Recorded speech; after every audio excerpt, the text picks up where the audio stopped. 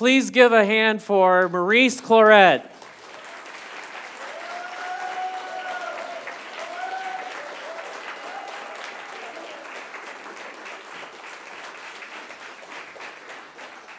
Now, how come they never give me that kind of a reception? Well, we have invited Maurice to be our special guest today, and Maurice Clarett, obviously you know a little bit about who he is. Former OSU Buckeye, for all you Buckeye fans. Yeah. We were talking... We were talking in the office just a little bit ago about the great debate that's going on already. What is Ohio State going to do with 3 quarterbacks? They're trying to figure out. Everybody's got an opinion on who it'll be. Maurice, in his day at Ohio State, you had a great series. You made records. I think 1,237 yards he rushed for. Awesome time. Freshman year, he has 1,237 yards. The Buckeyes, with his help, go to a 14-0 record. They end up going to the BCS National Championship and then into a second overtime where this young man gets to make the winning touchdown and lead them to victory. So he definitely has... He's definitely had his fair shares of seeing what success is all about, but after that, he's also seen some time of failure, making some poor choices and really seeing some things in life that took him in the wrong path, wrong direction. Maurice ended up finding himself in a place where for a period of time he was incarcerated. He had to deal with some of the issues of overcoming that. And then after that, he kind of turned his life back around, found faith in Christ, and then has now started a charity working with other groups that they call the Comeback Kids or Comeback Project. And they help other kids, underprivileged kids, want to be an influence on their lives, help tutoring them, teaching them, really helping to show that your life can be more than what it is now. You don't have to stay this way. You don't have to follow the path that you're currently on, and I think that's something to be said. Maurice, we know that everybody loves OSU. Why don't you share a little bit about that first year, what it was like as a Buckeye? Did we have it on? Hello? Yellow. All right. Try it again. Hello? There we go. The first year as a Buckeye, like anybody could imagine, being a kid from Ohio and going to Ohio State was probably... from a pride standpoint, from a wanting to play for your state standpoint, and for wanting to play for Jim Trussell, it was like it was a beautiful thing to put it in just the smallest term as possible. But I went down to Ohio State, and when I got down there, the only thing on my mind when I first initially came was for me to go to the NFL. And so in the off season, I did everything possible with the extra training, the extra weightlifting, the extra sprints, and all those things just to be one of the Ohio State greats. I had that vision imprinted on my mind. And essentially what took place when I got down there, I got on the football field, and as a freshman, it was my first game, I ran for 175 yards. And so I never knew in that moment, in the moment of me having the greatest moment of my life, that, excuse me, essentially I probably have the greatest adversity. And I always describe this moment because I can, when I look back and I just went to discover my life again or just find out how things happen, it was one moment in particular. So I go out, I run for 175 yards and 3 touchdowns. And as we're coming out, you had a group of fans with autographs and kids and parents right here. And then on the other side of the fence, you had the parents and the family and the people like that who were connected to the players and coaches. And after we were done with the game, I was taking pictures and all this, and I remember the guys from my neighborhood, there's about 20 of them. It was a mixture of brothers and cousins and family members of that such. And they was like, hey, Reese, let's go out, let's go to the nightclub, let's go party and celebrate the moment. But then at the same time, I had my mother who was right here, and she said, nah, let's go back to the house and hang out and just, let them go let them do what they're going to do, so to speak. So after that, I ignored my mother, which was wrong. That's never a good idea. I ignored my mother, and after I ignore my mother, basically go out. And when I went if there's one point of advice, don't ignore your mother. All right. I'm 18. Yeah. And so I go out and have a nice time. And prior to this, when I usually tell my story, I wasn't into drinking and drugging and all those things. But when we go out, we had a VIP section, and you had champagne and alcohol and weed and everything that basically, what the streets encompass.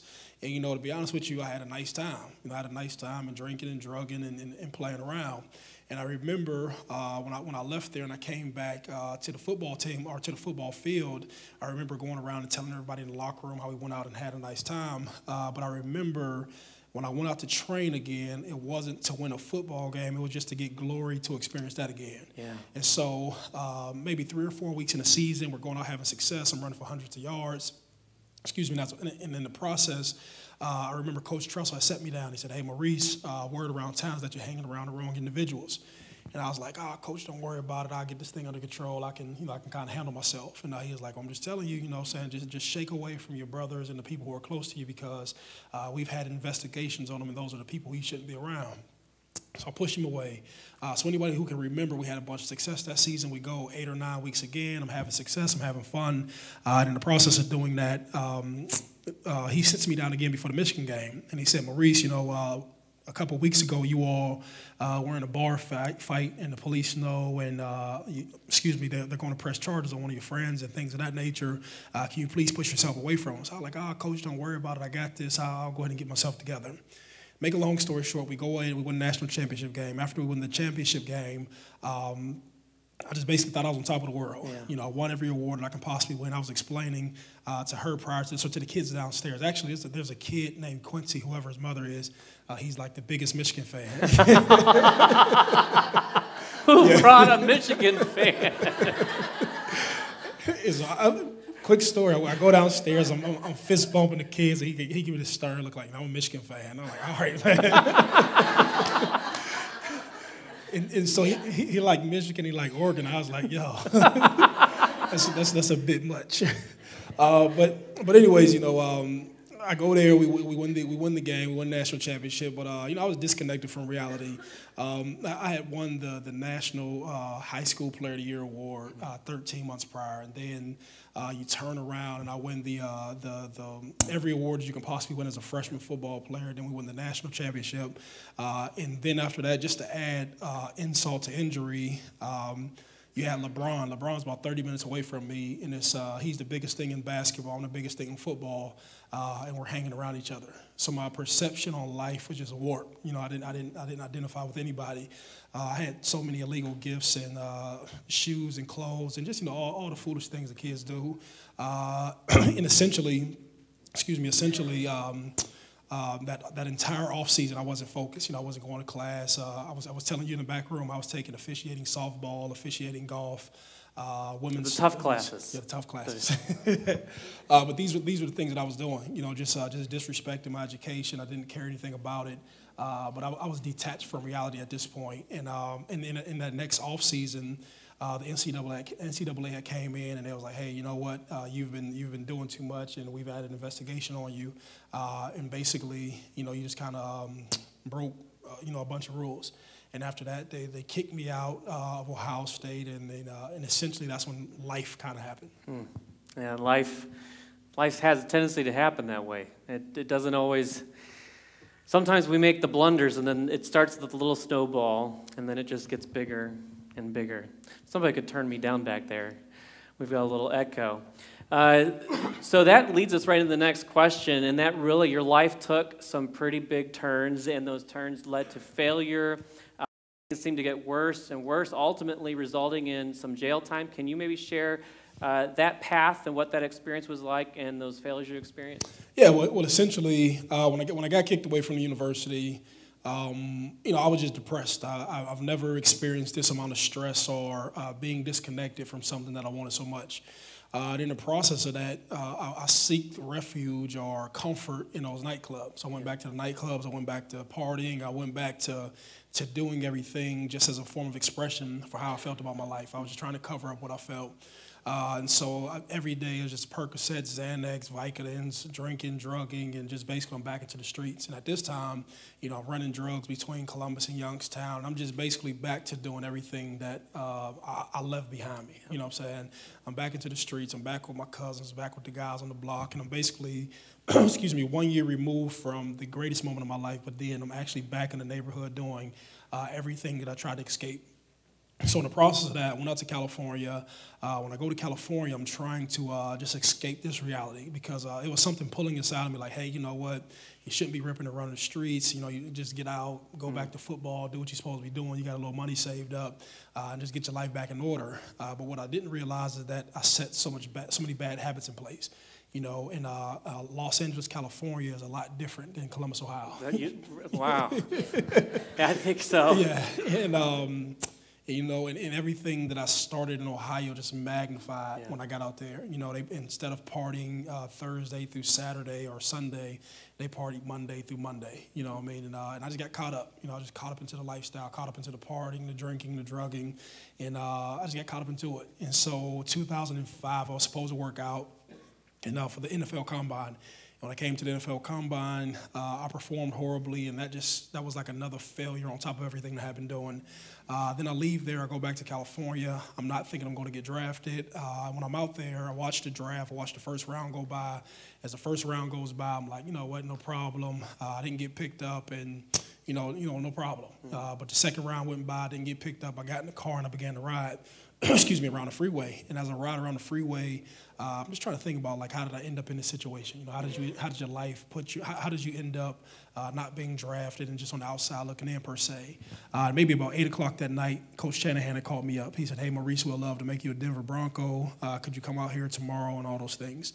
So I got out to Denver, and when I'm out in Denver, I just knew at some point that I would be cut from the team. I knew it in the back of my mind, and I knew that I would be cut because for so long I was at a high level, and I knew what it took to get to the high level. I knew the training, the nutrition, and the lifestyle that you needed to basically function like that, and I knew for so long I didn't put in that work. I just let life kind of come at me, but Denver was trying to rekindle that situation.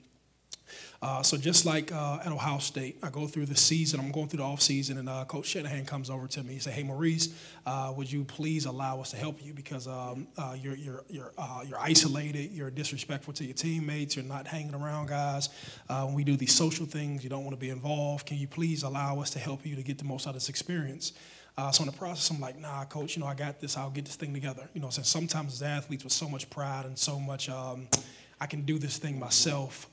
You don't tend to let people help you out. So we go on again, and it's the last game of preseason. Ashley, she's somewhere around here, but that's my fiance. She's somewhere around here, my little girl, but they hurt me enough times, so they're probably on the outside. But basically what happened was they called me in again. He said, "Hey, Maurice, can you sit down with the psychiatrist, and you've had so many extreme experiences happen. Can you allow somebody just to help you out and help you mentally get through this thing?" And so I was like, "Nah, I got this. I'll get this thing together." I said that. Next thing I know, the Monday came. He called me up. He said, "Hey, Maurice, bring me a playbook." And at that time, that's when it was just like another failure. So I go back out to California, and everything wasn't as funny as it used to be. I got back on the plane. I came back here to Ohio, and I reached out to Coach Tressel, and I was like, "Tress, I'm lost. I'm drinking and drugging every day. I'm partying every day. I'm just in the streets. I'm in the streets full time." And I said, "Can you help me out? I just need to get my life back in order." And so he came to me. He said, "Hey, you know what? How about this? How about you go down the street to the trainer, get yourself back together, get your body in order, and just, he gave me a little list of things to do to help me get my life back on track."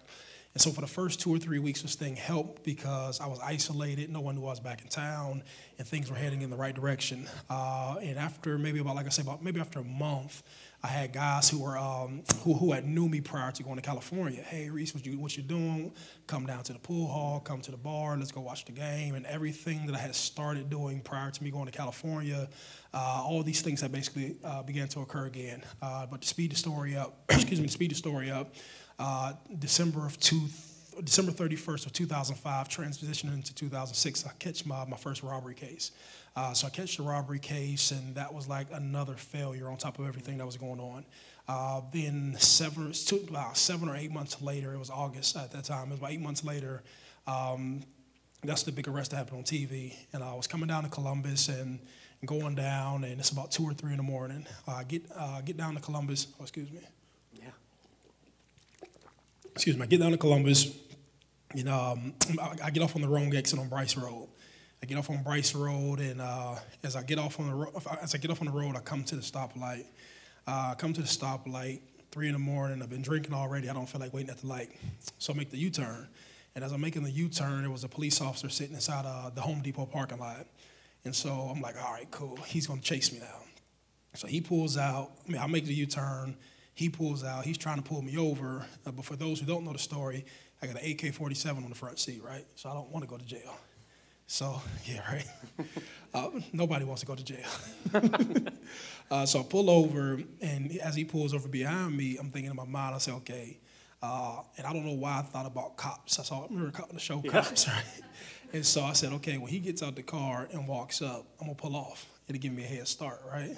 Oh, no. I'm not the only one who's drunk in here. When you're drunk, it all sounds good, right? But, okay, yeah, it makes sense when you're drinking, right? So he gets out the car. He walks up on the car. Next thing I know, I pull off. And then I run into another situation because I'm in a Hyundai. You know, Hyundai's not the getaway car. Listen to me, you can't do police chases in Hyundais, right? So I'm trying to go. I'm in a Hyundai Santa Fe. And so I'm already know, like, I know I'm going to jail at some point throughout this process, but I just got to prolong it, right? And so I get on the freeway, and I'm driving, and I'm going about 2 or 3 miles down the road. But then I run into another situation, right? So I told you I'm from Youngstown, right? Youngstown is the inner city. As I'm going to Pataskala. Does anybody know where Pataskala is at? So Pataskala, you have a lot of woods, and the brothers don't do the woods, right?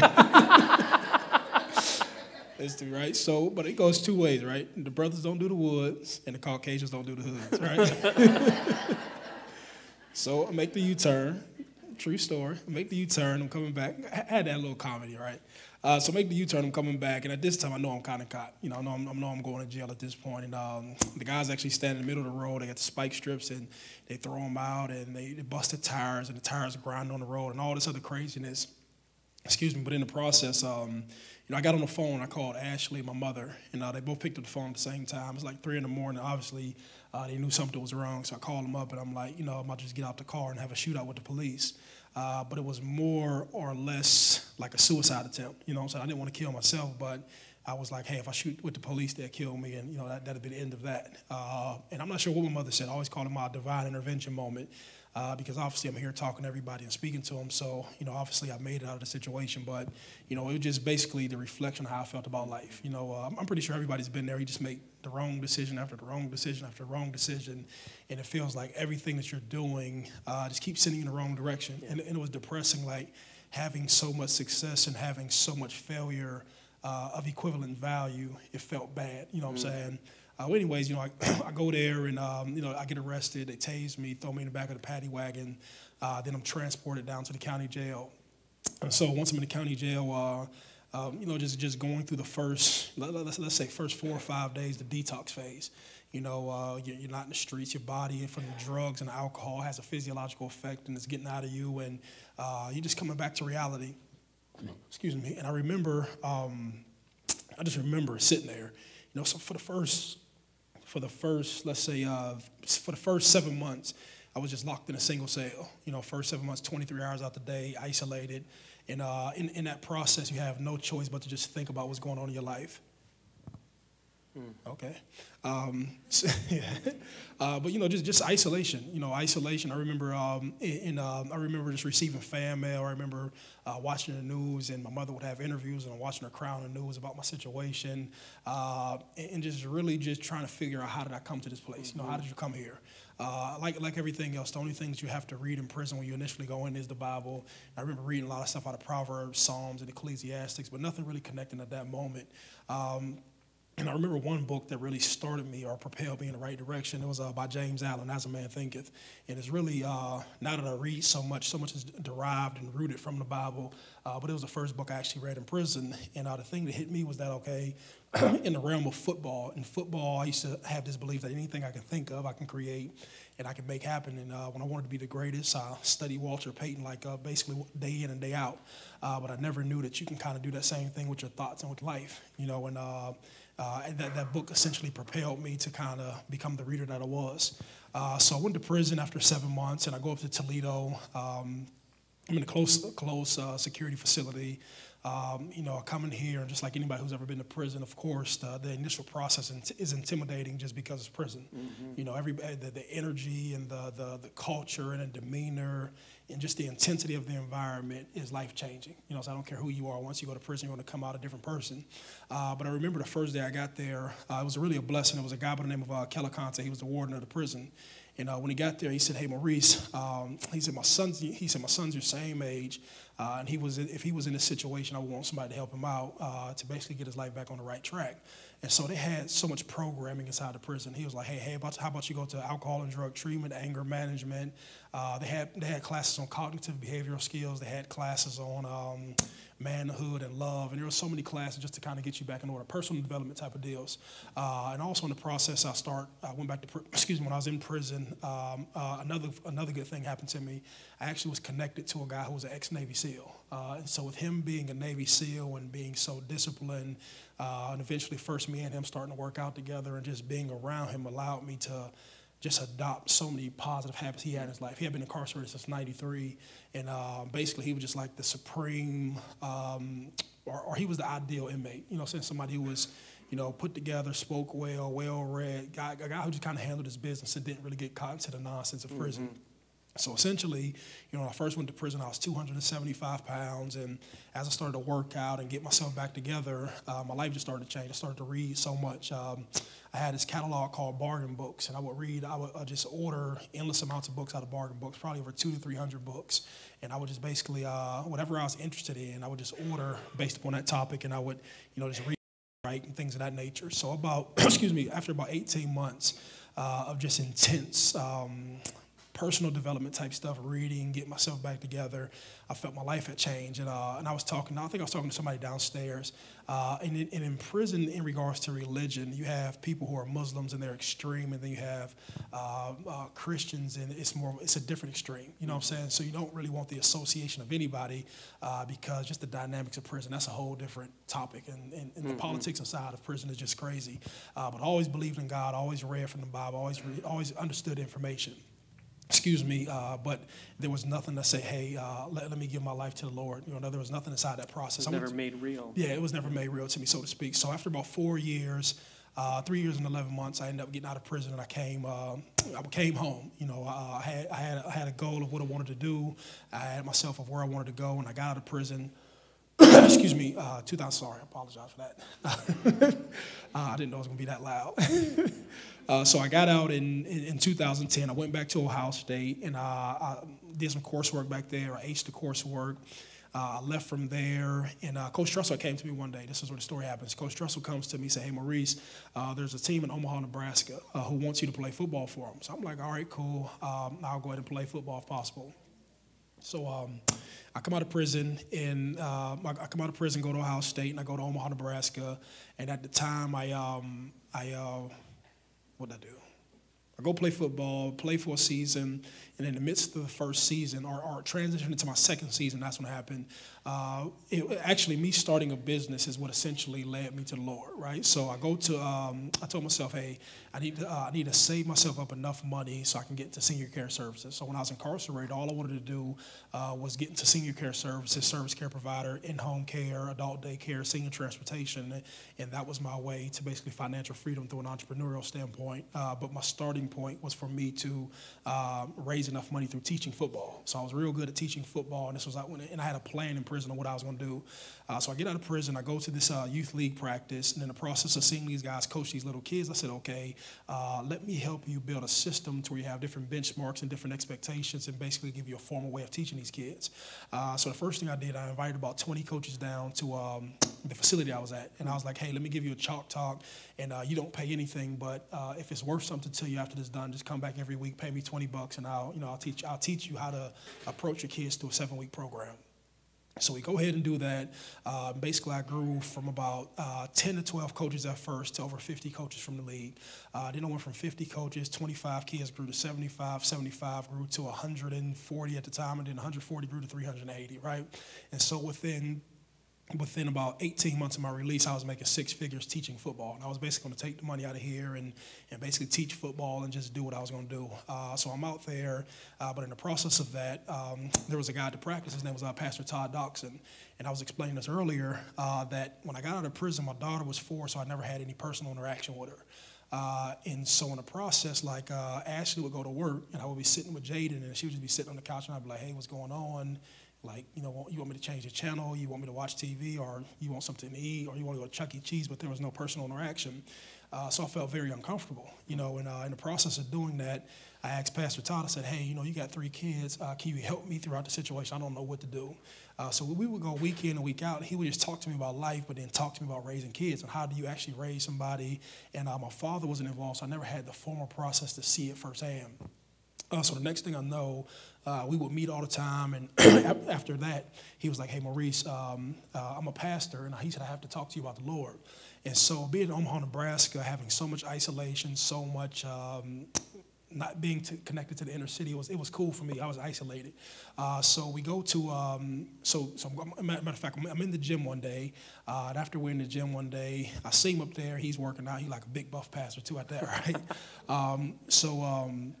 So next thing I know, I'm coming downstairs. I come to the locker room, right? So I get to the locker room. I see him again, and he just it's him and a group of guys, and he's raving about Jesus, right? I'm like, okay, cool. And he tries to engage in a conversation with me, right? And so I'm like, all right, Pastor, this is cool and everything, but we're in the locker room. We got to put some clothes on, right? And you can't talk to the pastor while you're naked. I tell you, it's a true story, right? A very true story. But that was a funny part. But eventually we got a relationship, and after going through this book of one-on-one discipleship, him explaining to me who Christ was and why he gave us life and why he died for our sins and his salvation. After teaching me through that, it was June of 2012 that I gave my life to the Lord. So I knew a bunch of stuff that went on. Yeah, there we go. But again, it wasn't as simple. Like I always say this even when I talk to young guys. You can be delivered information about the Lord, but until you learn how to serve, until you understand what humility is, until you understand discipline, until you actually get into the inner workings of the church. And me, I was doing so much volunteer work and connecting with individuals while I was there. I think all of that assisted me. I think the information in prison was coming to me, but the environment, I think the dynamics of prison didn't allow me to become who I wanted to become. I think it's the same as any individual who's young and just in a crazy situation. Until you pull them from that crazy environment, it's hard for them to understand basically how Christ works in their life and things of that nature. So that's how essentially happened with me. And, I was in Omaha just to kind of, the tail end of my story. I was out there and just from the consequences of my choices. I was on probation in Ohio, and the only reason I was in Omaha was to play football. And so the league that I was playing in shut down in 2012. They couldn't pay the players. So as a result from that, the probation officer said, hey, I understand that you have your football thing going on, but you have to come back to Ohio. And so I came back to Ohio in 2012 in the fall. 2012 in the fall. And as I came back, I was like, hey, if I can sell football in Omaha, Nebraska, I can sell football in Ohio. So I came back here, and that was my whole mission, to sell football. I wanted to come back here just to teach football, teach the game, not like skills and drills, but the actual game to these kids. So I came back here, and in the process of doing that, ESPN had reached out to me. They said, hey, Maurice, we've been watching you from afar, kind of like the government or something, right? Yeah, we've been watching you from afar. Yeah, we've been watching you, right? And now they said, hey, can we do a piece on your life? And when they first came in, they wanted to talk about Ohio State. And I said, no disrespect to Ohio State, but my life experiences, there's been too much. There's been too much that went on in Ohio State. It was just a 13-month period. Everybody knows me from Ohio State, but to put it in context, right, I only played 8 games, and it was in 13 months. Like, put that in context. Everybody knows me from 8 games, you know what I'm saying? And I wish I'd have played a lot more. You know, so I wish I would probably broke all the records, but that's a different story. It's kind of like the Tyson story, right?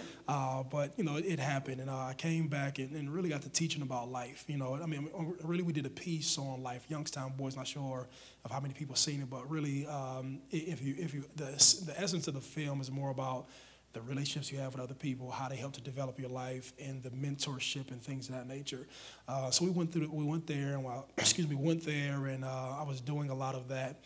And in the process of coming back, the process of me shooting the film, the process of me telling my story, I first got, listen to me, I never planned on speaking publicly ever in my life. There was a lady from Quinnipiac University, a lady by the name of Miss Marilyn Ford, and she called me up. She said, "Hey, Maurice, can you come speak about your life up in Quinnipiac? We're having a seminar." And she said, "My class is doing a story in your life." And she said, "Can you come out? Can you speak about your life and things of that nature?" So I go out, I speak. My first thing was in front of 7,000 people. 7,000 people. I'm sweating. I got a gray suit on. I'm sweating everywhere, right? Like totally uncomfortable, right? I was scared and shaking. I was stumbling over words. But essentially, she was like, continue to tell your story, because the more you tell your story, the more you understand it. And the more you understand it, the more you'll be able to help people. So I go throughout the process. I'm shooting films. And at that point, everybody just started calling me to come speak. And just throughout the process, even though I love football to death, I started to realize that my value wasn't in teaching football. My value was in helping people, right? And so I was back home in Youngstown, and just understanding my own story and my own hiccups and my own problems and my own troubles, I started to realize that just a lot of this stuff started on a childhood level. You know what I'm saying? So I hooked up with a guy by the name of Pastor Nate Ortiz, and if any of you all seen the film, that first basketball game was like the fundraising opportunity to kind of get everything that we have in the building now. So we go out there. We just basically, it was nothing formal. We just said, "Hey, let's start this thing called the Comeback Project." And he actually came up with the name of it, and just more or less to come back in your own life, to come back from you from a personal standpoint. And just realizing so many of these kids grow up without a father. So they don't have discipline, they don't have direction, they don't have resources, they don't have an education. And really what the Comeback Project is just basically a third-party institution to help provide these resources, right? And there's so many things that need to be done, but it's just basically an idea tank of people actually helping these kids. And so we're partnering with the Youngstown City Schools just in basic tutoring with math and science. And I told you, Coach Trussell told me that if a kid grows up, or if a kid can't read on the third grade level by the third grade, they have a 79% chance of growing up in poverty. So you have a bunch of volunteer teachers, a bunch of people who actually are from Victory Christian Center, the church that we're partnering with. You have a bunch of those people help. We have monthly events and things that we do on a week-to-week basis with these kids. But essentially that's it. And it's not just me. You have another group called City Kids Care. That's my daughter running through here. Yeah, I told on her, right? So, so basically you have these you just have three different groups. And man, I told you last year I was able to give over 700 pairs of cleats, and I was able to also give 700 mouthpieces to underprivileged kids. And that was a cool thing, because a lot of kids don't have the means to pay for a pair of $70 cleats, and I was able through our efforts, being able to give it away, and we just have a lot of things on the horizon. And essentially, man, I'm just a guy who just I want to say steal resources. I'm just a resourceful guy to the group. Whatever they need, they can call upon me, be it a computer, be it anything that the whole organization need, be it money for transportation. I just get out here and try to assist them in their efforts. The one thing I would like to build upon, you have a lot of city guys who get contracts. I would love for at some point to be able to pair these kids up, even when they touch and get to junior high and high school, to be able to have internships in different trades and different careers. Like me, I'm an entrepreneur. I got a couple of rental properties. I do a lot of brokering for packaging materials and pallets, and also next week I'll go buy me a semi. So I'm an entrepreneur at heart. I love what I do. And it's just me basically just trying to take everything I've learned, my experiences, my wisdom, my discipline, and give it back to these kids. And that's me. That's my life. Yeah. Well, God, that's awesome. God really took that failure. You look at your life, and sometimes people say it's worthless. He ruined his life. It amounts to nothing. And in human terms, it does. But yet God can take that and flip it upside down and somehow makes it so it brings him glory. And out of that is what you've done. You're now using that to speak about your own failures, your life, and you can share with people and say, hey, don't make those mistakes that I made. Your life can be so much more. Forgiveness is really the ending part of that story. You come to faith, you accept his forgiveness, and that peace that comes from knowing that he's forgiven you is something. And sometimes, we find that God forgives us a whole lot faster than other people do. Just announcing that Maurice Clarett was coming, and people would send little emails out like, how in the world could you invite that guy? He messed up Ohio State. But I'm thinking, if my life was on public TV and everybody saw every mistake that I had made, I've made some big blunders. I've made some big mistakes. But yet God forgave me. Can you just share just for a minute what you come to faith in Christ, how forgiveness has really helped to change your life? Coming to faith in Christ allowed me to forgive myself. I think that's the biggest thing with anybody, because you can be so hung up in your own consciousness by not just cleansing yourself or being at peace with yourself. That's my daughter back there. I see her in my corner of my eye, right? Hey, Jaden. And she's ignoring me, right? I had to put her on the spot, right? But no, in regards to forgiveness, She'll learn forgiveness later as she forgives you. But in regards, just cleansing yourself of your wrong, being at peace with yourself. I think when he came in my life, and I think I can only explain as just peace, not hung up into what anybody else thinks about me. You know what I mean? And it's very hard to explain if you don't, or if you've never given your life to the Lord or allowed him just to basically live with you. I used to be so confused. I used to be so worrisome all the time, and I used to care about what other people said about me. Even when you say somehow, how could you invite him? It just shows the level of someone's where they at in regards to forgiving people. I had people who left me when I was down low. I had people who were patting my back and everything in that nature. But I forgive those people because they're people and they may not understand themselves, or we may hold the same things up. Excuse me. We may not have the same definition of loyalty, and they may not have been as developed as they need to be. And it goes back to the same thing: forgive as you would like to be forgiven. Like I said, and once I gave my life to the Lord, it's not to say like everything is easy and every day is peaceful, you know what I'm saying? But for the most part, when it's time for me to pray, when it's time for me to talk to somebody, when it's time for me just to cleanse my spirit, to cleanse my soul, or just to apologize or just ask to be wiped clean for, just some of the stupid acts, the stupid thoughts, or the stupid things that come into my mind. I know Christ is where it's at, and like I say, it's when I used to sit on the other side, when I used to sit in the crowd, it used to sound like so much hocus pocus, what I mean? But it's not until you really get involved totally, and it's more of an experience, it's just more of something that you experience, and that's just my personal experience. That's great. I learned forgiveness just this past week, and I've learned forgiveness my whole life, but I was sharing at the first service Friday night. I've got my daughter, and she had a little bit of drama, and Daddy didn't handle the drama the best and actually ended up making her cry, and then made Mom upset. So I had to deal with the whole forgiveness and say, I really messed up. I handled this situation wrong. I didn't do the right thing. I'm sorry. Can you forgive me? And it's hard to do that, to admit and say, I messed up.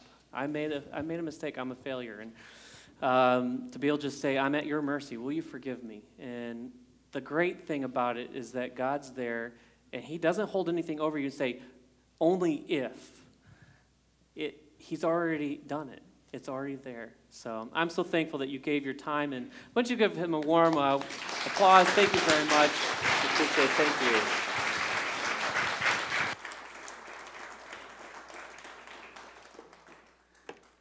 Thank you, Maurice.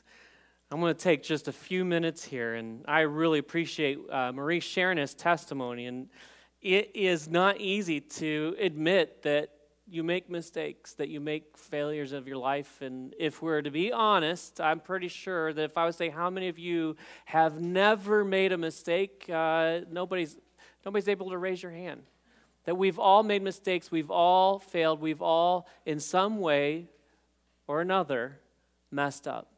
Some of us more than others, and some of us just hide it really well so others don't know. The Bible says, when we talk about failure, Romans 3:23, that all have sinned. So when we say all, that means no one is exempt. No one is exempt. None of us are exempt. All have sinned and come short of the glory of God. We all make mistakes.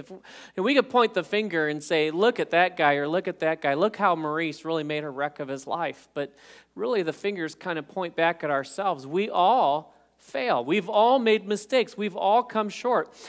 And when we talk about faith, we asked Maurice about his faith. But ultimately, no matter what goes on, there is only one way. Now, a lot of people don't like to hear that, but Jesus said, I am the way, the truth, and the life.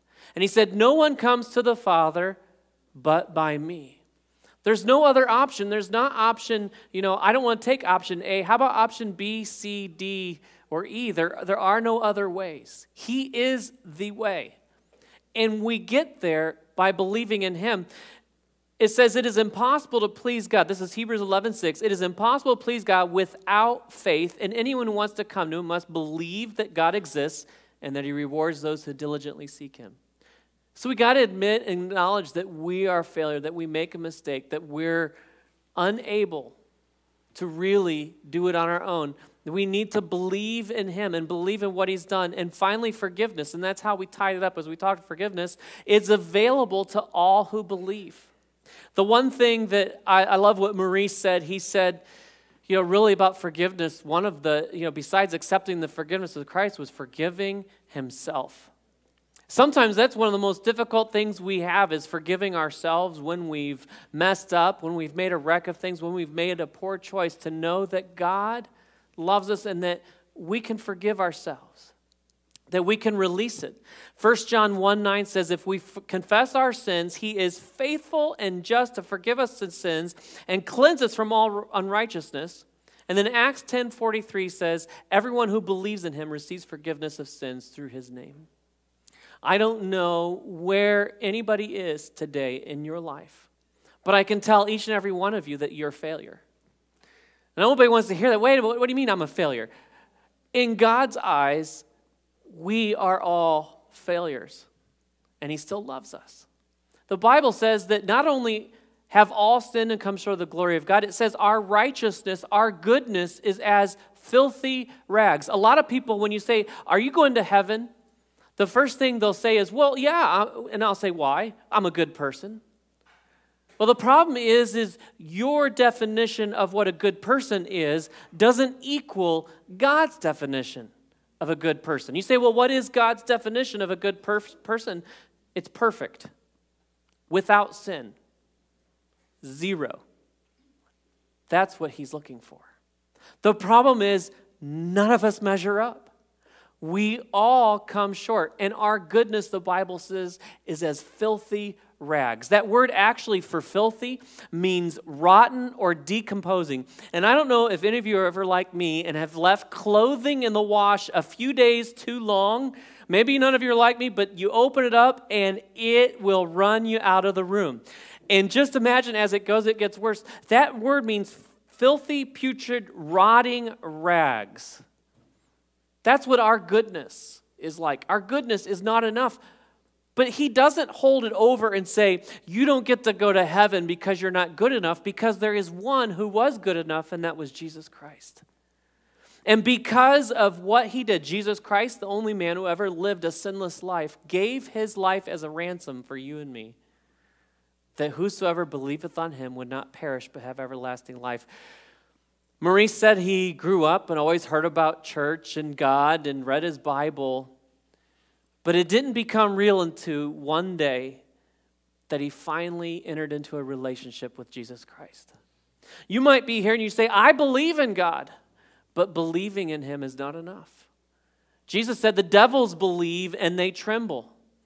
It is putting your trust in him. And I'll wrap up here. I love this story. There is a tightrope walker, and maybe you're tired of hearing me tell this story. I've told it before. He had accomplished many feats, and he stretched a tightrope from one side of the United States across the Niagara Falls to Canada. And if you've ever been to Niagara Falls, it is amazing. As the roar of the rushing water, you fall in and psh, you're goner. And he stretches this tightrope across, and he walks across and comes back, and there's a huge crowd there applauding. And then he says, who believes I can ride this bicycle? And they're applauding, you can do it, you can do it. And he gets on the bicycle, he rides the bicycle across, and then he pulls out the unicycle. And he says, who thinks or believes I can ride this unicycle? And they're like, you can do it. He gets on it, and he rides it across. And then he pulls out another prop. He pulls out a wheelbarrow. And he asks the crowd, who believes that I can take the wheelbarrow across? And the crowd is all, they're roaring and saying, you can do it. And he said, who will be the first to volunteer to get in the wheelbarrow? And deathly silence falls everywhere. That is what God wants. You see, getting in the wheelbarrow for any of us means I'm putting my life in this guy's hands. And okay, yeah, I believe he can do it, but can he do it with me in the wheelbarrow? I don't know about that. Let me tell you, you can do it with God holding onto the wheelbarrow. He can take care of you. He wants you to get in, and getting in means surrendering it to yourself, to your pride. One of the things Maurice talked about that kept cropping up is that pride. No, I got this. No, really, I got this. I can do it.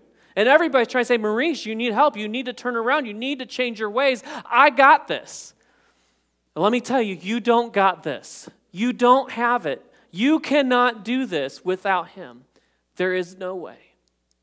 If we everybody just bow your heads, I want to ask the band to come up right now. And I don't know where you're at in life. Maybe you're here this morning and you've been dealing with some failure. You've been dealing with some areas of your life that maybe you've messed up, and you need forgiveness that only comes from God. You can right here, right now, today, you can pray a simple prayer and say, God, I am a sinner. I've messed up my life, and I need you. Forgive me of my sins. Come in my life. Change me. Make me clean. But maybe you're here, and maybe you're kind of like Maurice, and you're saying, I got this, I got this. And you need to come to a place to say, no, really, I don't. I need a little help that only comes from you. I don't know what your story is or where you're coming, but if you're here this morning and God's speaking to your heart, today is the day that you can take your life and give it to him. You can either come up and pray while they're singing, or you can do it right in your seat. It doesn't matter. All God cares about is that relationship, that you will acknowledge him. So as we stand and as they sing, I ask you to consider this question. Will you allow Jesus to have rule over your life? Will you allow him to be the one who holds the wheelbarrow?